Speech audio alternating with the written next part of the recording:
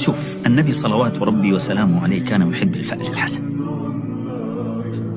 إذا توقعت يا أخي حاتم توقع إيجابي، هذا ترى من حسن الظن بالله سبحانه وتعالى. ومن يتوقع توقعات إيجابية فهو يحسن الظن بربه، ومن يحسن الظن بربه الله سبحانه وتعالى يقول أنا عند ظن عبدي بي. مهما ساءت الظروف دائما توقع أن يكون هناك نقطة ضوء وتسير باتجاه هذا الضوء، وصدقني ستصل بإذن الله تعالى وستحقق مرادك.